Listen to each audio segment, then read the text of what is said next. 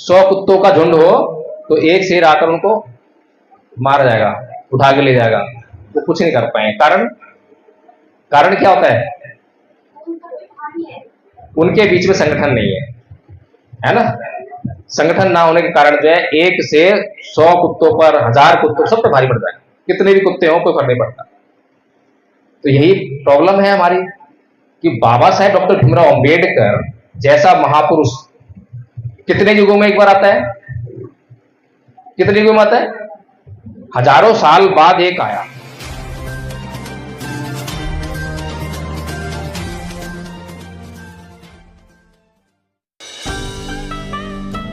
चलिए, तो सबसे पहले मैं जानना चाहूंगा कि परम पूज्य बाबा साहेब डॉक्टर भीमराव अंबेडकर का उद्देश्य क्या था समाज के लिए?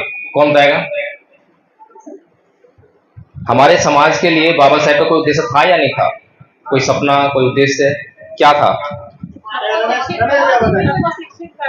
सबको शिक्षित करना और संगठित करना और संघर्ष करना,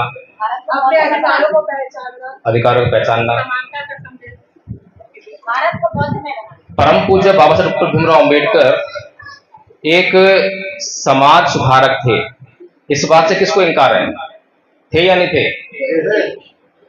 और समाज सुधार क्या होता है? समाज सुधार क्या होता है?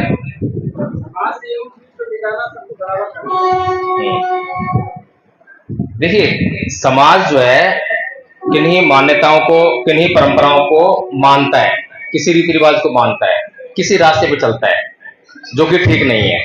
ऐसा ही है ना, जो कि ठीक नहीं है, और समाज लगातार उस रास्ते पे चल रहा है, उसी मान्यता को मान रहा है। कुछ लोग समाज में देखते हैं कि ये जो समाज है, जिस रास्ते पे चल रहा है, ये रास्ता ठीक नहीं है। ऐसा ही है ना, ये रास्ता गलत है, ये रीति रिवाज गलत है, ये परंपरा गलत है, ये कानून गलत है, ये सब जो है कुछ लोग देखते हैं।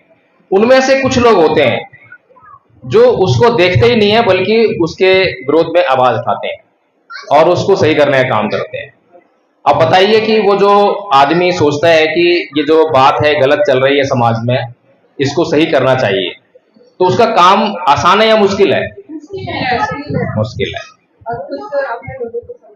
हाँ, कितना मुश्किल काम है? बहुत मुश्किल काम है। क्यों मुश्किल काम है? क्योंकि वो जो काम करने जा रहा है, ऐसा काम करने जा रहा है जिसको पूरा समाज मान रहा है, जिस काम को पूरे समाज ने मान्यता दे रखी है, जिस पर चलने में समाज को सुविधा हो रही है। और वो जो समाज सुधारक बोल रहा है कि ये मार्ग छोड़ दो। अगर कोई गंदी आदत हमें लग जाए, जैसे कि शराब पीने की आदत लग जाए, तो समाज सुधारक बोलता है कि ये शराब पीना छोड़ दो। तो उस शराबी के लिए वो आसान है या मुश्किल है? बड़ा मुश्किल है।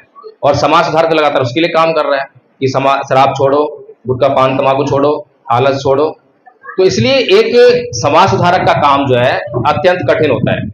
तो परम पूज्य बाबा साहेब डॉक्टर भीमराव अंबेडकर ने समाज सुधार का काम चुना या राजनीतिक काम चुना? कौन सा काम चुना? समाज सुधार का। और समाज सुधार का काम चुना तो क्या उन्होंने राजनीति छोड़ दिया? नहीं। तो राजनीति क्या थी फिर? अगर समाज सुधार उनका उद्देश्य था तो राजनीति क्या थी? क्या थी राजनीति? साधन था। आपके पास अगर सत्ता है तो आप किसी भी समाज सुधार को तुरंत लागू कर देते हो। जैसे कि परम पूज्य बाबा साहेब डॉक्टर भीमराव अंबेडकर को जब ये मौका मिला संविधान लिखने का, तो उन्होंने बहुत सारा जो रीति रिवाज, परंपरा, ढकोसला, अंधविश्वास सबको जो है एक तरफ से छोड़ दिया, त्याग दिया, खत्म कर दिया, इनवैलिड कर दिया। कर दिया नहीं कर दिया? आर्टिकल 13 कॉन्स्टिट्यूशन ऑफ इंडिया, कितने लोग जानते हैं? आर्टिकल 13 जानते हैं ना? तो वो क्या कहता है कि कोई भी कानून, कोई भी रीति रिवाज, कोई भी परंपरा, कोई भी धार्मिक रीति रिवाज, धर्म ग्रंथ, जहां तक भारत के संविधान में मौलिक अधिकारों का वर्णन है, अगर मौलिक अधिकारों को कम करता है, समाप्त करता है, खत्म करता है, वहां तक वो रीति रिवाज, परंपरा, धार्मिक ग्रंथ सब जो है क्या होंगे? इनवैलिड, खत्म कर दिए एक झटके में। सती प्रथा का प्रचलन था, जब उसके खिलाफ समाज सुधारकों ने आवाज उठाई तो एक कानून बना दिया कानून किसने बनाया? जिसके पास सत्ता थी। अंग्रेजों के पास सत्ता थी तो अंग्रेजों ने कानून बना दिया, तुरंत वह जो है लागू हुआ। फिर किसी की हिम्मत नहीं हुई कि सती प्रथा को अंजाम दे सके। तो सत्ता का बड़ा महत्व होता है। सत्ता एक साधन के रूप में है, सब कुछ नहीं है। लेकिन अभी समाज जो देख रहा है और जो कर रहा है वो क्या है? अभी समाज क्या बोलता है कि बाबा साहेब ने कहा है कि capture the power of parliament, है ना, कि बाबा साहब ने कहा है कि सत्ता जो है आपकी सभी समस्याओं का हल है, इसलिए जाओ अपने घरों की दीवारों पर लिख दो कि हम इस देश के शासक हैं। इतने कहते हैं। सारे राजनीति को चाहने वाले, सारे एमएलए एमपी बनने की जो चाहत रखते हैं, वे सभी लोग जो है आप लोगों को यही आगे समझाते हैं, ऐसे समझाते हैं। तो वो क्या बाबा साहेब की सही बात करते हैं? बाबा साहेब का उद्देश्य था मेरे समाज को जो पीड़ा है उससे मुक्ति दिलानी है, मेरे समाज को पीड़ा नहीं होनी चाहिए। उसके लिए राजनीति को एक साधन के रूप में लिया। अगर राजनीति हमारे पास होगी, सत्ता हमारे पास होगी, तो हम आराम से कुछ भी कानून लागू कर सकते हैं, किसी भी बात को मानने से मना कर सकते हैं और किसी बात को स्वीकार कर सकते हैं, हमें आसानी रहेगी। एक समाज सुधारक जिसके पास ये सब नहीं होता, वो पूरी जिंदगी जो है संघर्ष करता रहता है, लोगों को समझाता रहता है, लेकिन कुछ लोग सुधर जाते हैं, कुछ लोग नहीं मानते हैं, तो वो समाज पर जो है समान रूप से लागू नहीं हो पाता। लेकिन जब कानून बन जाता है तो लोग कानून को मानने के लिए बाध्य हो जाते हैं। ये तो बात समझ में आ गई हमें, है ना? चलिए, तो बाबा साहेब ने समाज सुधार का उद्देश्य बनाया और समाज सुधार के लिए बहुत सारी बातें हमें बताई। तो उसमें से कौन कौन सी बातें प्रमुख हैं? आप लोग सभी बौद्ध हैं या हिंदू भी हैं? कोई कितने हिंदू हैं? हाथ खड़ा करें। अच्छा अच्छा, चलिए। तो जो हिंदू हैं, क्या वो बाबा साहेब को जानते हैं?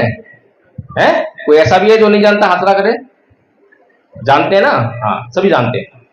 तो बाबा साहेब को मानते भी हैं, श्रद्धा रखते हैं, पूरी श्रद्धा है, कहीं कोई मिलावट तो नहीं है? अच्छा, चलो, खुशी हुई। तो बाबा साहेब ने जो है समाज सुधार करते हुए, बड़ा मुश्किल काम था, हमें बाबा साहेब की इज्जत करनी चाहिए, बाबा साहेब की इज्जत करनी चाहिए और बाबा साहेब का सम्मान करना चाहिए। और बाबा साहेब कुछ भी कर रहे हैं तो किसके लिए कर रहे हैं? अपने लिए कर रहे हैं क्या?